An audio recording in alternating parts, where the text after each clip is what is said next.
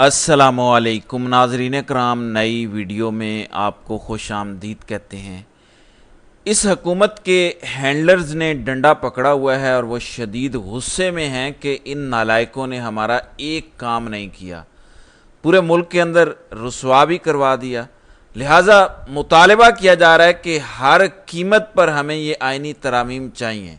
लिहाजा कल रात बिलावल भुट्टो भागते भागते फजल रहमान के पास गए और उनकी मिन्नत की कि देखिए कुछ चीज़ें हम काट देते हैं, कुछ चीज़ें रख लेते हैं, खुदा के लिए आप हमारी मुश्किल आसान करें, हम बुरी तरह से फंसे हुए हैं।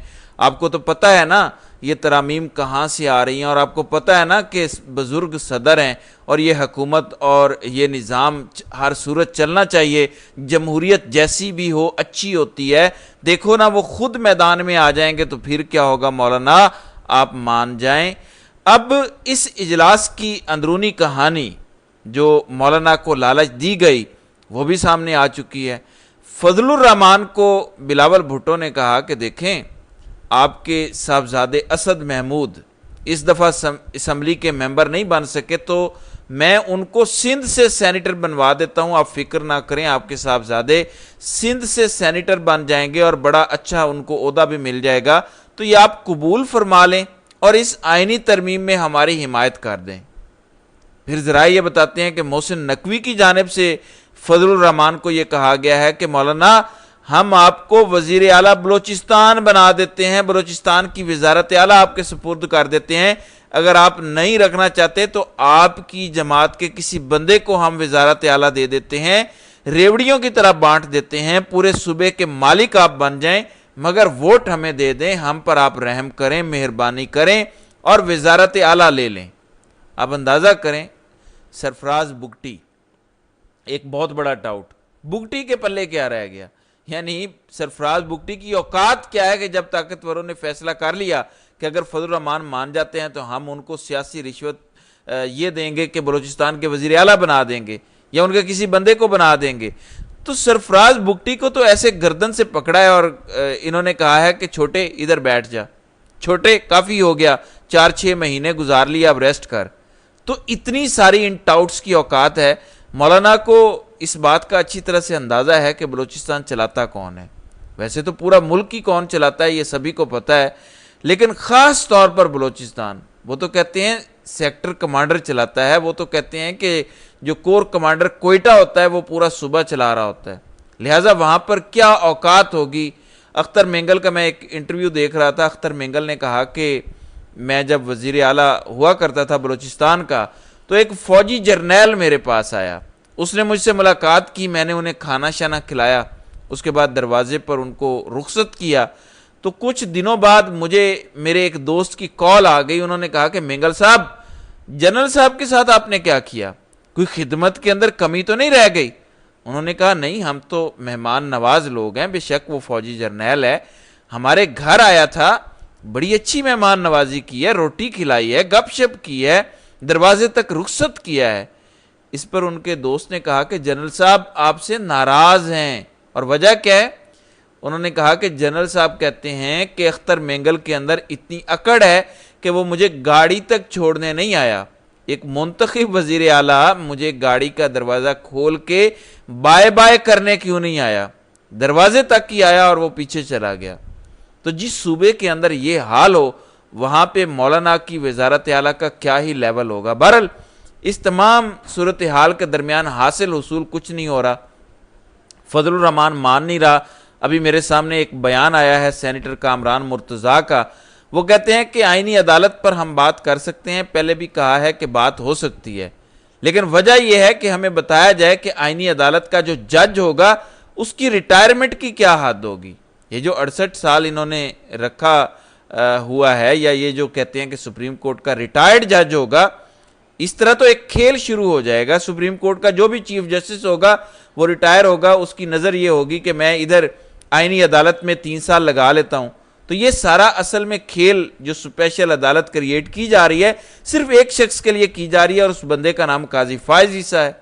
तो एक बात तो तय हो गई है, मौलाना ने इस बात पर तो मोहर लगा दी है कि और जो कुछ भी हो जाए काजी फायज ईसा को ना इस अदालत में रहने देना है ना उस अदालत में। قاضی فائز عیسیٰ کے لیے کوئی جگہ نہیں ہے۔ وہ کہتے ہیں کہ بنانی ہے تو بنائیں عدالت، لیکن یہ جو ہے کہ ریٹائرڈ جج آئے گا، اسے وزیر اعظم خود لگائے گا، اس کی عمر 68 برس ہوگی، تو یہ قاضی والا کھیل تو اب ختم ہی سمجھیں۔ پھر نصرت جاوید ایک دعویٰ کرتے ہیں، سینئر صحافی ہیں، نصرت جاوید کہتے ہیں کہ مولانا فضل الرحمان کی جب پی ٹی آئی کے ساتھ کل رات جب مغرب کی نماز انہوں نے پڑھائی، ملاقات شروع ہوئی، وہ ملاقات لمبی ہو گئی، لمبی ہوتی گئی 2 سے 2.5 سے 3 گھنٹوں پہ چلی گئی۔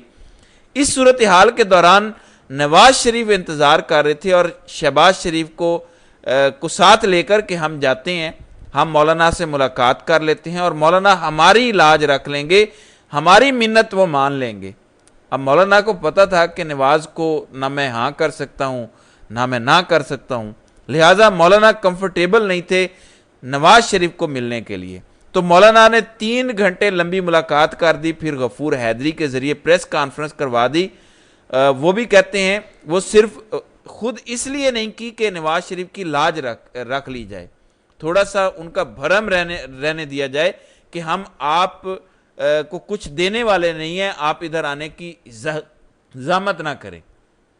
غفور حیدری نے کہا کہ بہت باتیں ہو گئی، مسودہ ہمیں ملا نہیں ہے، ہم جا رہے ہیں پارلیمنٹ، باقی باتیں وہاں پر ہوں گی، لہٰذا اس پریس کانفرنس کے ذریعے نواز شریف کو بتایا گیا کہ ادھر آنے کی ضرورت نہیں ہے، ادھر آپ نے آ کے شرمندہ ہونا ہے، آپ 3 دفعہ کے وزیر اعظم ہیں، لہٰذا ہماری طرف سے آپ انکار ہی سمجھیں۔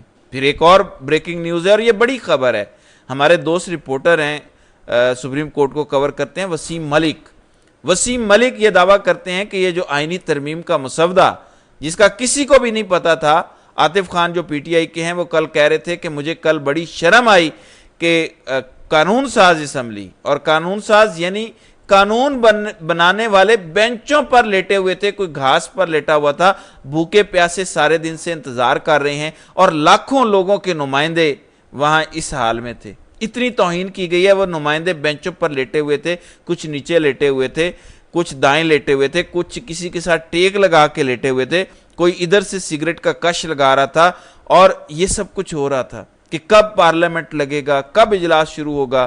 یعنی ان سے پوچھنا دور کی بات کہ آپ بتائیں، آپ اپنا اوپینین دیں، ان کو بتانا بھی پسند نہیں کیا گیا۔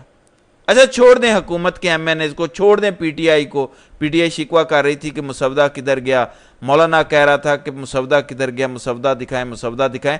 فاروق ستار نے تو کل حد کر دی، فاروق ستار نے کہا کہ آپ کیا شکوہ کرتے ہیں، ہمارے اپوزیشن والے کیا شکوہ کرتے ہیں کہ ہمیں مسودہ نہیں ملا، کیا ہمیں ملا ہے؟ ہم تو حلیف ہیں، ہم تو اتحادی ہیں، کیا ہمیں ملا ہے؟ ڈپٹی پرائم منسٹر کہہ رہا تھا کہ مجھے نہیں پتا، رات کے 12 بجے وہ کہہ رہا ہے کہ مجھے اب مل گیا، اعظم نذیر تھارڑ جو کہہ رہا تھا جس نے قانون بنانا ہوتا ہے۔ تو وسیم ملک یہ دعویٰ کرتے ہیں کہ یہ جو ساری قانون سازی، یہ ترمیم والا مسودہ اور اتنا بڑا شاہکار جو تیار کیا گیا ہے، یہ جی ایچ کیو کی جیک برانچ نے کیا ہے، جو لیگل معاملات دیکھتی ہے فوج کے، ملٹری کے، جی ایچ کیو کے، تو جیک برانچ نے بنایا ہے۔ اور وہ یہ کہتے ہیں کہ لاہور اور کراچی کے کچھ وکلاء کی جانب سے، کچھ بڑے وکلاء ہیں، ان کی اولادوں کی جانب سے یہ مسودہ تیار کیا گیا ہے۔ تو ان کو پتہ ہی کوئی نہیں تھا کہ مسودہ کن کا ہے، کب ہے، کس نے اس میں کیا لکھا ہے۔ تو وسیم ملک کہتے ہیں جی ایچ کیو نے بنایا ہے، جیک برانچ نے بنایا ہے، اور لاہور اور کراچی کے وکیلوں نے بنایا ہے۔ تو اتنی ساری ٹوٹل اوقات ہے اور قانون سازیاں ہو رہی ہیں، قانون بھی بڑی چیز ہوتی ہے، آئینی ترامیم ہو رہی ہیں رات کے اندھیرے میں۔ ویسے یہ جو کہتے ہیں کہ 2018 میں یہ ہوا تھا، 2019 میں یہ ہوا تھا، خان کے دور میں یہ تو نہیں ہوا۔ پارلیمنٹ کے اندر جا کے خفیہ ایجنسیاں آپریشن کریں، لائٹیں بند کریں، بندے اٹھا لیں، یا اس طرح کی آئینی ترامیم رات کے اندھیرے میں کسی کو بتائے بغیر ہو گئی ہوں۔ خان کے دور میں میرے خیال میں کوئی ترمیم نہیں ہوئی، سوائے جنرل باجوہ والی ترمیم کو چھوڑ کے۔ جنرل باجوہ والے معاملے پر جو ترمیم ہوئی تھی اس میں سبھی نے حصہ ڈالا تھا۔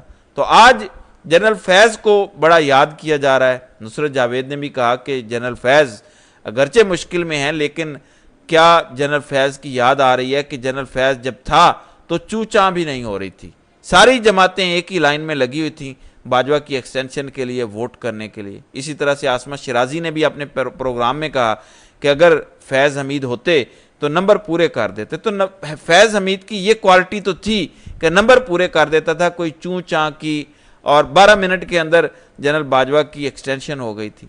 یعنی سارا زور لگا لیا. مصطفیٰ نواز کھوکھر کہتے ہیں کہ میں حلفاً کہتا ہوں کہ مجھے کئی دوست ایم این ایز نے کہا کہ ہمیں فوج نے 3 ہفتے پہلے سے اسلام آباد میں محبوس کر کے رکھا ہے کہ آپ یہاں سے نکل نہیں سکتے. بہرحال پیپلز پارٹی یہ کہہ رہی ہے کہ ہم اپنی ترامیم لا رہے ہیں. اب یہ اس پہ مولانا ایگری کریں گے. یعنی ایک دوسرا کھیل کھیلا جا رہا ہے کہ نون لیگ کو آپ ووٹ نہ دیں, ہمیں دے دیں, ہم اپنی ترامیم لاتے ہیں.